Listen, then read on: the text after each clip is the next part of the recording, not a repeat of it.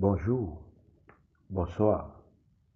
C'est la première partie du thème Louis-Étienne Lysius Félicité Salomon et l'entrée dans l'histoire contemporaine d'Haïti, 1879-1888. Avant d'analyser les actes du gouvernement de Lysius Félicité Salomon, né dans la plaine des Cailles en 1815, qui a formé la troisième vague de présidence gérontocratique en Haïti, il faut raconter son parcours politique de 1843 à 1879 sur l'échiquier politique haïtien. Après Toussaint Louverture, Lysius Félicité Salomon est crédité être le porte-parole du noirisme à partir de 1843. Le noirisme est une réaction contre la prépondérance mulâtre dans la sphère publique d'Haïti et de promouvoir l'entrée des Noirs dans la gestion de la Banque nationale. Le président Jean-Pierre Boyer était parti en exil, mais le mulâtrisme n'a pas disparu avec le gouvernement du mulâtre Rivière-Hérard, homme du Sud également.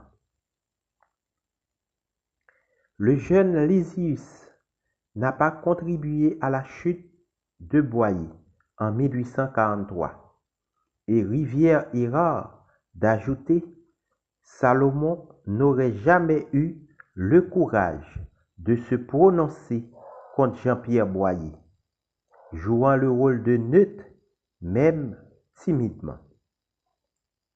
C'est faux de dire que c'est la jeunesse qui a renversé le gouvernement gérontocratique de Boyer. De plus, l'histoire d'Haïti définit la gérontocratie haïtienne dans un groupe d'âge singulier, dans la tranche d'âge 60-70 ans, mais non celle de 80 ans, comme cela devrait être. En Haïti, être un sexagénaire, c'est être qualifié de vieillard.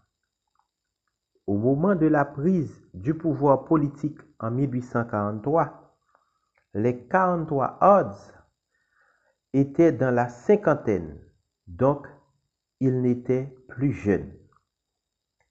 Le noirisme n'était pas un mouvement provenant de la paysannerie haïtienne, mais il était aussi un obstacle à l'ascension des leaders paysans tels Jean-Jacques Akao Descailles et Mérizier Janis de Jacmel, parce qu'il a été récupéré par l'aristocratie noire.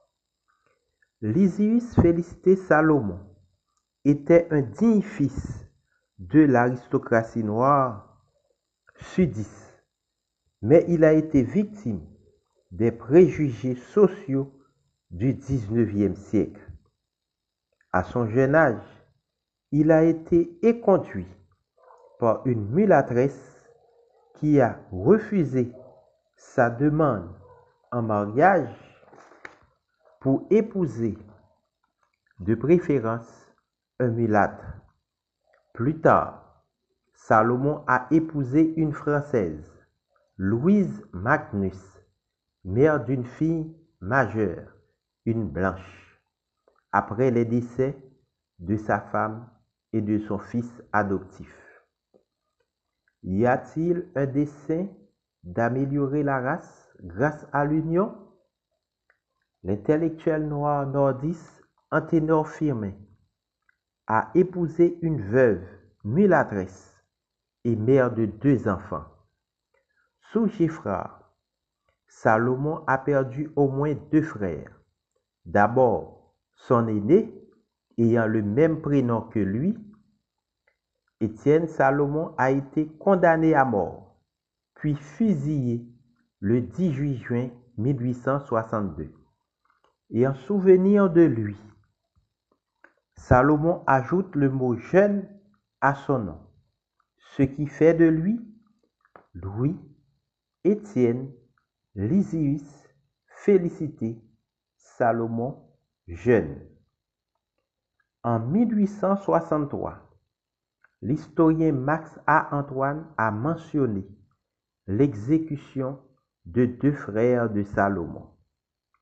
Enfin, je prône le refus d'identifier le mouvement noiriste à la paysannerie, car son idéal est le relèvement social du noir faisant partie de l'aristocratie. On verra pourquoi plus loin. L'affaire Castelpère du 15 juin 1843 au mois de septembre 1843 résulte d'un conflit électoral où la ville d'Écailles a négligé les constituants noirs, mais les camps noirs et mulattes ont eu recours aux armes. Les Salomon ont soulevé les cultivateurs de leur habitation de Castelpère, les gardes nationales de Cavaillon et de Saint-Louis du Sud. Cette prise d'armes a pris fin avec la visite du général noir Lazare, membre du gouvernement provisoire le 4 septembre 1843. Salomon et certains de ses partisans sont finalement arrêtés et conduits en prison à Las Matas, la partie orientale de l'île d'Hispaniola. Cette sentence est sans doute due à la proclamation de Lysius Félicité Salomon du 17 juillet 1843. Citons une partie de cette proclamation. D'abord, Salomon dit: nous devons notre indépendance à un nègre. Ensuite, Salomon ajoute: le ciel vengeur a décidé que ta vieillesse ne sera pas réchauffée par le soleil de la terre natale, et que les débris de ton cadavre aussi n'auront point l'honneur d'une sépulture au pays où tu reçus le jour. Périssent ainsi tous les tyrans, qu'un sort semblable soit réservé aux ennemis et aux oppresseurs de la race noire. Quelle coïncidence!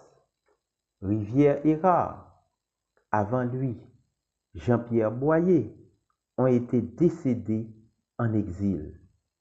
Et Nicolas Giffard également. Devrais-je tous les énumérer?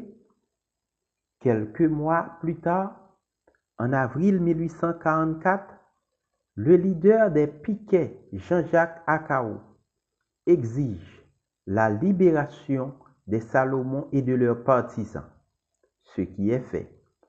Mais Lysius Salomon, en tant que délégué du gouvernement de Jean-Louis Pierrot, 1845, a négocié avec Akao son transfert de l'arrondissement des Cailles, obtenu sous Philippe Guerrier, à l'arrondissement des Nippes, tout en gardant son poste de commandant militaire. Ce faisant, l'aristocrate Salomon a aidé les politiciens de la politique de doublure à séparer le leader paysan Akao, vaincu autrefois à Aquin, avril 1844, par la coalition dirigée par les généraux Jean-Baptiste Richer et Fabre Nicolas Giffard, de sa base territoriale et sociale, des paysans du Sud. Ce même doubleur, Jean-Louis Pierrot, qui a réhabilité le fondateur de la nation haïtienne, Jean-Jacques Dessalines, en décrétant le 17 octobre, jour de célébration de la mort de Dessalines. Merci. C'est la fin de cette première partie.